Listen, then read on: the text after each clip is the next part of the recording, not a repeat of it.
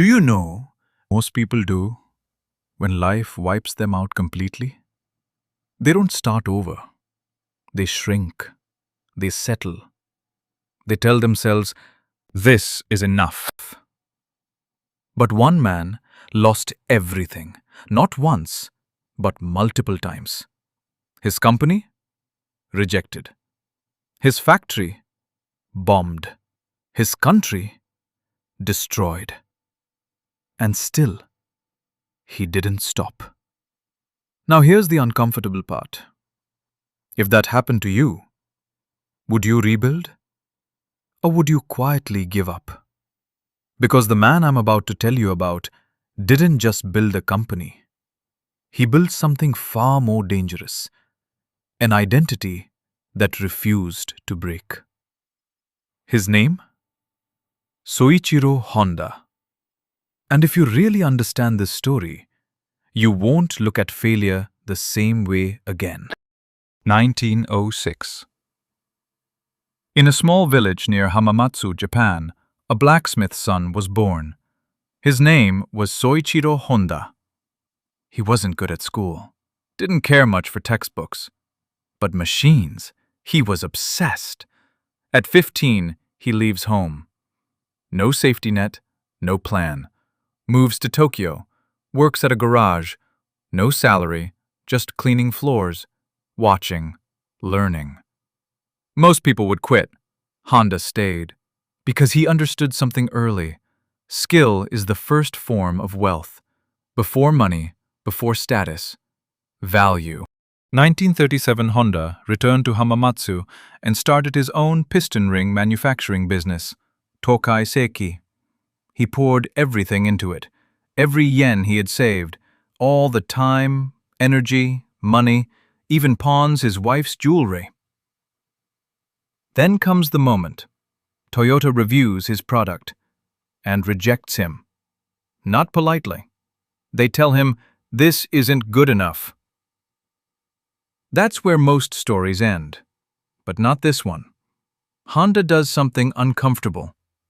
He goes back to being a student. At 30, studies metallurgy, rebuilds his skill to understand the science behind what he was building, returns stronger. This time, Toyota says yes. And then, war hits. His factory? Bombed. Not once, twice. Not failed, erased. 1945. Post-war Japan was broken. No fuel, no money, no movement. Most people see devastation. Honda sees a question. How do I help people move again? He finds small engines, attaches them to bicycles. Crude, noisy, imperfect, but useful. People want it, then more people, then everyone. Honda doesn't run ads, he writes letters. 18,000 bicycle shop owners, by hand. 5,000 reply. That's enough. 1948. Honda Motor Company is born. No funding, no investors, just relentless forward motion.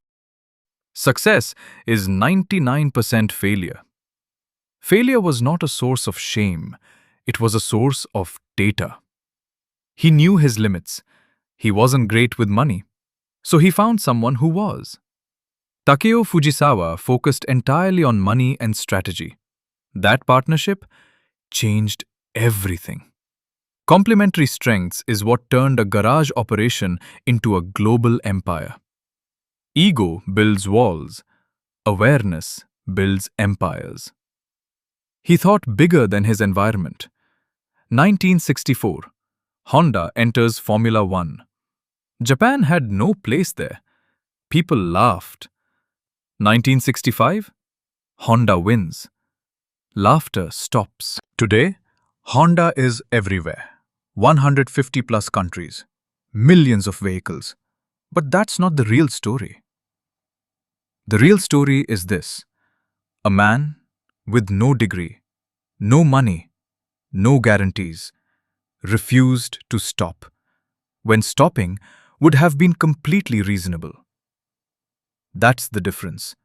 Not talent, not luck, endurance. So when life hits you, financially, emotionally, professionally, don't ask, why me? Ask something better. What would someone who refuses to fail do next? Because that answer, that's where your new life starts. It is your resilience, your willingness to learn, your courage to try again.